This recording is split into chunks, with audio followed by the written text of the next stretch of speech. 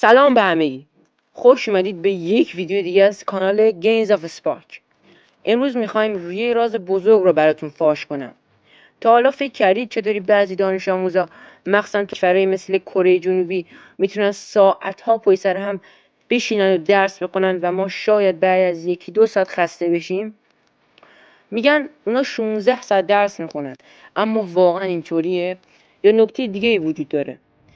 ما نمیخوایم به شما بگیم که 16 ساعت درس بخونید، چون قطعا فشار زیادی و اصلا هم لازم نیست، بلکه میخوایم بهتون یاد بدیم چطور همون 3 ساعت مطالعه خودتون رو اینقدر قدرتمند و متمرکز کنید که مثل 16 ساعت نتیجه بدید. آماده اید؟ بزن بریم. اولین قدم برای اینکه بتونید مثل قهرمان ها درس بخونید اینه که بدونید چطوری تمرکز کنید. میدونستید که مغز ما نمیتونه برای بلند مدت روی چیز متمرکز باشه و تمرکز کنه. بهترین حالت برای تمرکز دوره‌های کوتاه و متمرکزه.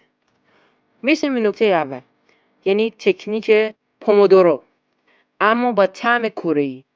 شاید اسم پومودورو رو شنیده باشید. 25 دقیقه مطالعه، 5 دقیقه استراحت. اما کره‌ای‌ها این استراحت رو خیلی هدفمندتر استفاده میکنن. این 5 دقیقه فقط چک کردن گوشی نیست. این 5 دقیقه یعنی یکم قدم زدن توی اتاق، نوشیدن آب، نگاه کردن به دوردست برای رفع خستگی چشم، یا حتی مرور سریع چیزی که خوندید. حالا از شما میپرسم، شما معمولا توی زمان استراحتتون چی کار میکنید؟ حتما برام داخل کامنت ها بنویسید و بیاتون نره ویدیو رو لایک کنید اگه این نکته براتون جالب بود. خب حالا که نکته اول یاد گرفتیم، بریم سراغ نکته بعدی که واقعا مهمه. نکته دوم، نکته SQ3R. یعنی چی؟ یعنی مثل کارگاه ها مطالعه کنید. این یه روش شگفت انگیز که بهترین کمک رو میتونه بهتون بکنه تا مطلب رو عمیق‌تر درک کنید. اسمش از 5 مرحله اومده.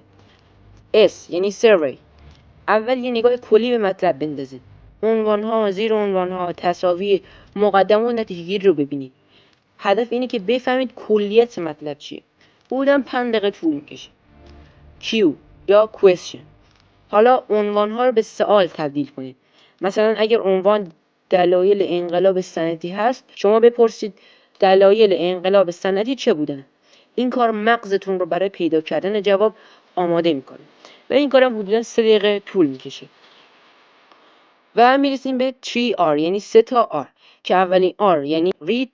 شروع کنید به خوندن، اما نه مثل همیشه. دنبال جواب سوالتون بگردید و نکات مهم رو هایلایت کنید. حدوداً 10 دقیقه براتون زمان میگیره. و دومین R یعنی recite. بعد از خوندن هر بخش سعی کنید اون رو با کلمات خودتون خلاصه کنید یا بهش جواب بدید. لازم نیست بلند بگید، حتی تو ذهنتونم کافی. و سومین R یعنی review. آخر سر یه مرور سریع روی مطلبی که هایلایت کردین و جواب سوالتون بود رو بیاندازید که این کارم حدوداً 2 دقیقه برای شما زمان میده. حالا شما بگیرید تا از این روش ها استفاده کردید یا روش دیگه برای درک سریع مطالب دارین، دوست دارم بدونم. حتما برام داخل کامنت ها بنویسید. و اما نکته سوم که میتونه معجزه کنه، واقعا این نکته میتونه معجزه کنه. نکته سوم، یادداشت برداری فعال و خلاقانه. یادداشت برداری فقط نوشتن کلمات نیست. روش‌های مختلفی هست که میتونید استفاده کنید. اولین روش کورنله. صفحه را به 3 بخش تقسیم کنید. بخش اصلی برای یادداشت برداری، بخش کناری برای کلمات کلیدی و سوالات و بخش پایانی هم برای خلاصه. این بود از اولین روش. دومین روش نقشه‌های ذهنی یا همون مایند مپینگ. ایده ها را به صورت درختی و بصری سازماندهی میکنید که به خاطر سپردن رو خیلی براتون راحت‌تر میکنه.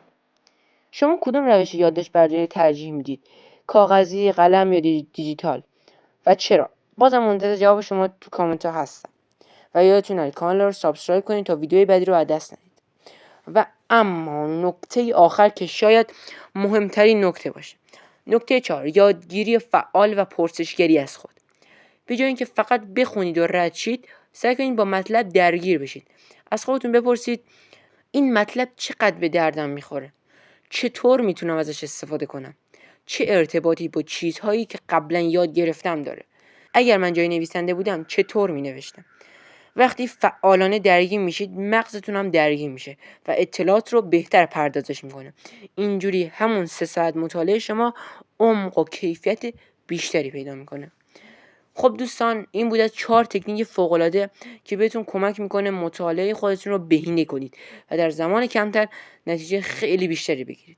یادتون باشه کیفیت مطالعه خیلی مهمتر از کمیتش. اگه این ویدیو براتون مفید بود حتما با لایکاتون بهم نشون بدید و کانال رو سابسکرایب کنید و زنگوله رو بزنید تا اولین نفری باشید که ویدیوهای جدید ما رو میبینید. سوالایی که پرسیدم خیلی خوشحال میشم که حتما داخل کامنت ها بهشون جواب بدید. تا یه ویدیو دیگه و یه چالش دیگه، بدرود.